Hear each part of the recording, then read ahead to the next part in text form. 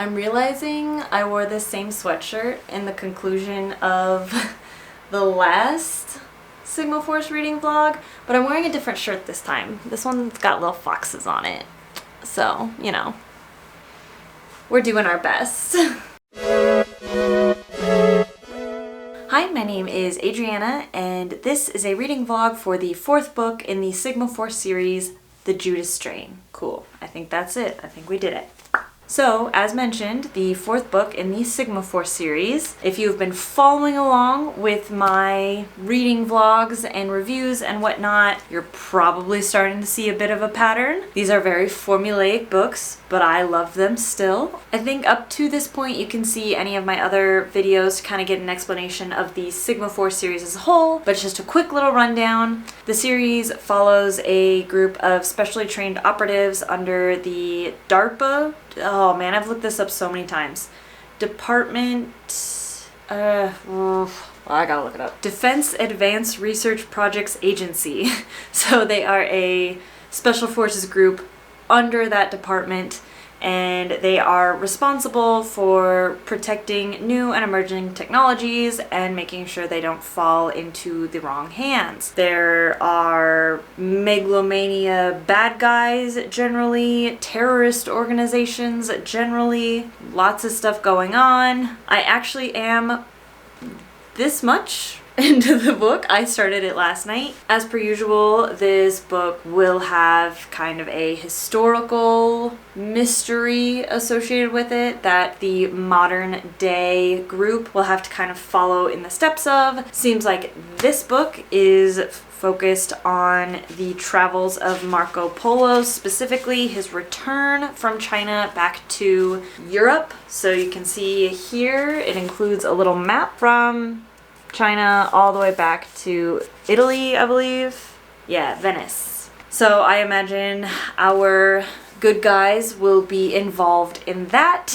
So the first chapter of the book is always an introduction to kind of the history part. So this one was following Marco Polo and his dad and uncle on their journey back to Venice. A big portion of their crew got really sick, and they had to burn the ships and basically made a plague ship where they sent it off. So this book, I believe, is probably going to be dealing with some sort of virus or disease, especially with the title being Judas Strain. So I'm assuming this is some sort of strain of virus or bacteria that causes people to get really sick. So far in the modern timeline, I've only seen a museum curator being chased down by some sort of operative going after a specific obelisk that was in this museum, and this museum curator is trying to protect it from going into that guy's hands. And he gets a mysterious note with a Sigma seal on it to meet someone in the catacombs of Venice that is going to help him.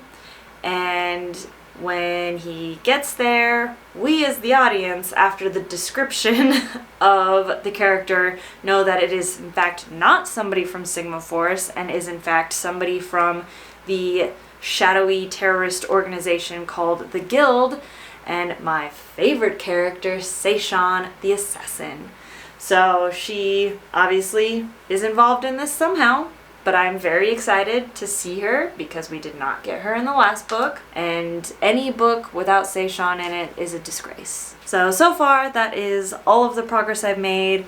Really looking forward to this one, although we've already run into some of the sexualizing not greatness that I've talked about ad nauseum with these books. So I don't think I'm going to focus too hard on that. Just know that's there, that's in the background, as it will probably be for the next 5 to 7. I don't know when he starts getting better, but that really wasn't as much of an issue in Kingdom of Bones, which is the newest one in the Sigma Force series, which was released this year.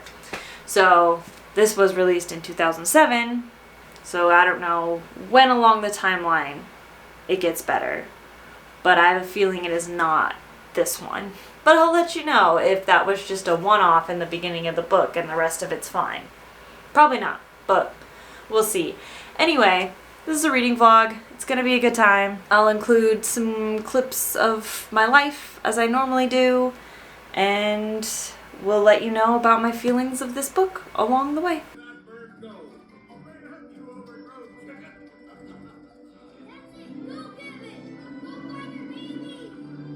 You like this movie, Trippy?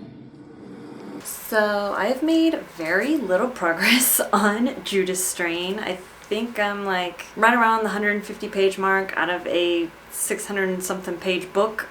So again, not that far along, but you know, since it's Friday, many days after I initially started this vlog, I figured I'd try to give at least a little bit of an update and then update on the plan for the weekend. So I think my first update, maybe like 40 pages in. So since then, we have gotten introduced to at least both of our initial conflicts. As I mentioned in the previous clips, Seishan did show up. She's injured. She's asking Commander Gray Pierce for help. She has this weird obelisk. And then the other conflict is Christmas Island off the coast of either New Zealand or Australia. There is a strange sickness going on that island, so Monk and Lisa are over there helping with that. There's some very strange things going on. Normally totally benign bacteria are causing very extreme symptoms in humans. So a normally benign bacteria that is found in the lungs is now causing tuberculosis symptoms in one of the patients. And another one of the patients, like a normal bacteria that you'd find just like on your skin, is now releasing a toxin that is usually found in like flesh-eating bacteria. So some very strange things going on. Something is causing these bacteria to react with our body in a way that is not normal. So that's very intriguing. The writing on this obelisk is a pre-Hebrew language that I guess has been dubbed the Archangel language. So that is very intriguing. We now have the tie-in to Marco Polo via a cross that was found inside the obelisk. So we now kind of have our historical mystery plot kicked off. We have our science plot kicked off, and now we just gotta keep reading to figure out how they come together. So again, very intrigued. Hopefully I have some more time to get some reading done this weekend than I have this week. It's just been a very busy week for me. But this weekend is just kind of a chill ski weekend. So tonight we're gonna head up to the cabin. We're going to just chill there. Tomorrow skiing, come back to the cabin, chill some more, leave Sunday morning. Should be lots of downtime in order for me to hopefully make some good progress in this book. So I hope I can give you a pretty solid update at some point this weekend, if not a couple times this weekend. So I will check back in when I can. And another one.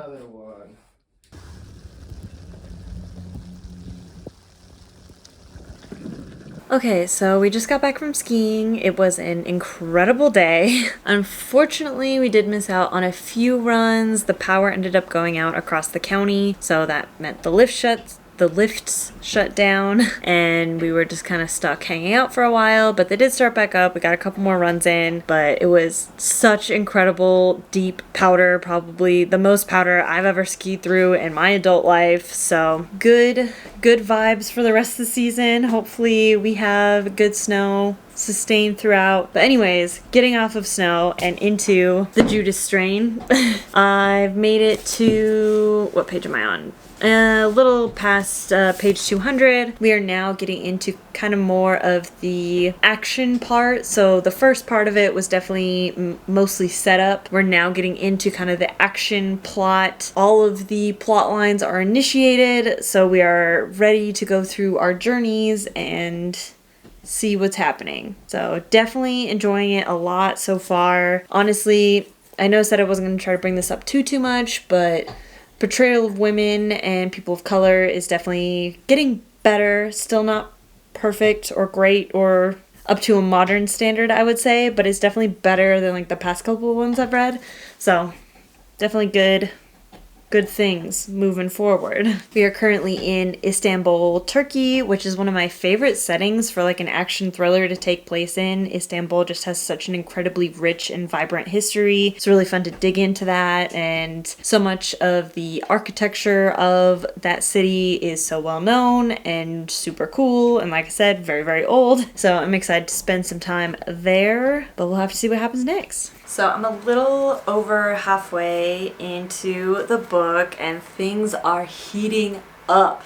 We have some answers as to kind of the sciencey side of this book, what this mysterious virus is, what it does to the human body. The history side, we're not having as many answers, but we had a good solid long chapter in the Hagia Sophia, and I just, like I had mentioned earlier, I just love Istanbul as a setting for a story to take place. It's so interesting and such a varied history and just a really cool place.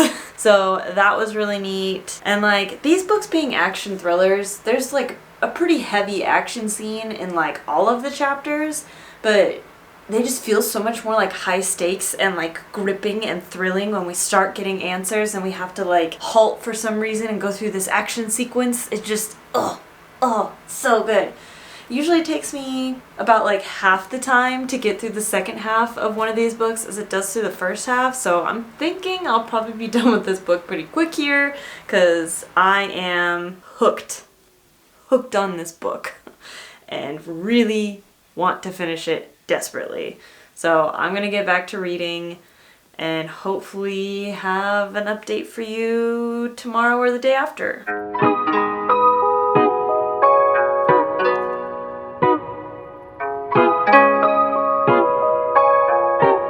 Hello.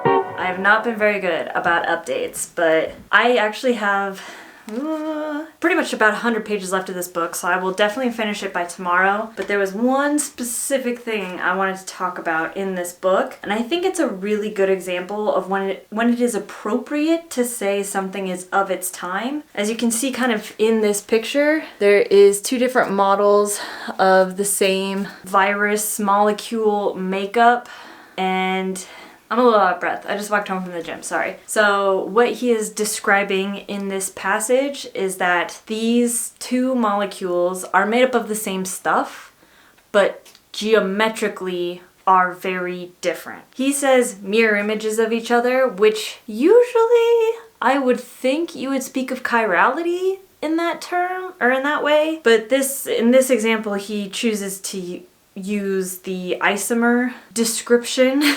So let me dig back into my chemistry brain. It's been a lot of years since I've taken OChem, but an isomer is when two molecules are made up of the same atoms, but they have different geometries. So I'll put up an example like here and here so you can see on one of them, the two major groups are on the same side versus on the other one, the two major groups are on opposite sides. So where they're on the same side, it is called cis, and when they're on opposite sides, it is called trans. And I think you could probably see where I'm going with this. So back in 2007, when this book was written, cis and trans was probably more familiar with people as a chemistry topic, as a description of isomers, than it was as a gender discussion, cisgender or transgender.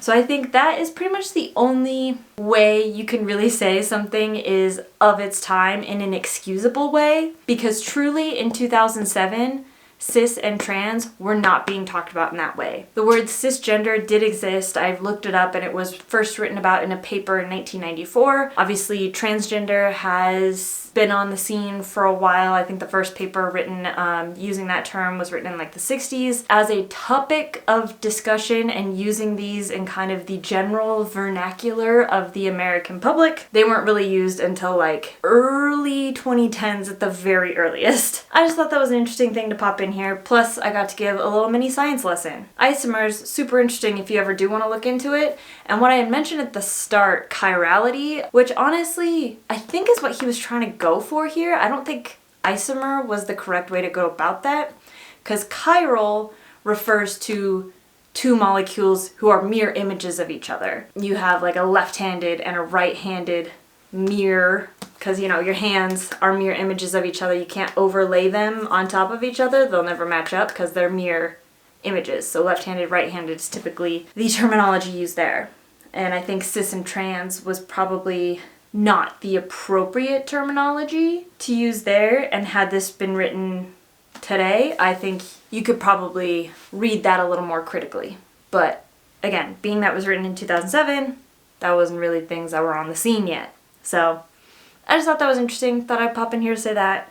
And I will finish this book tomorrow. But I am still really enjoying it so far. I think the emotional depth to this one has been a lot more heavy hitting. I don't know if it's just because these characters are a little more fleshed out, but that's all stuff I'll get into in the conclusion. But I will check in tomorrow when I'm done. Hello! I ended up finishing this morning and I loved it. Again, it has all the same problematic stuff I've talked about with the first 3 books in this series, but I'm done harping on that for now. We'll see if it gets better as I continue on. Like I said, this was written in 2007, which to me doesn't sound that far long ago, but at the same time, I think a lot of social progress has been made since 2007. So I really, really enjoyed it. One of the things that strikes me the most, and I mentioned this a little bit in the last clip, but I was so much more impacted by the characters, and I felt a lot more emotional at the end of this book than I did with the last one, Black Order. Black Order, I just remember feeling very struck by like the philosophy and the theme and scientific ethics and what is the duty of scientists to perform research ethically. But this one, it was really just a deep dive into like characters. Like I really didn't even care that much about the science and the history, which is surprising because that's usually what I love about these books. But this book just really made me feel for all of the characters more so than the first 3. So I'm interested to jump into the next one at some point and see if that continues along. And I guess maybe something to mention at some point in this video, I don't know if I have yet, but the short story Kowalski's in Love is listed as 2.5 on Goodreads. But you should read it after Black Order and before this book. So you should read it as 3.5. Read it in between books 3 and 4, because reasons. Trust me. I think that's how I'm gonna end this video.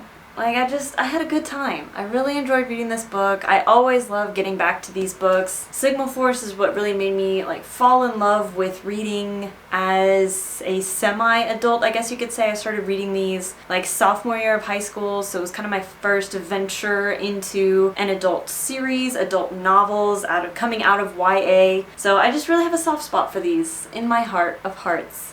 And I adore this series immensely. So thanks so much for watching, and I will catch you on the next video.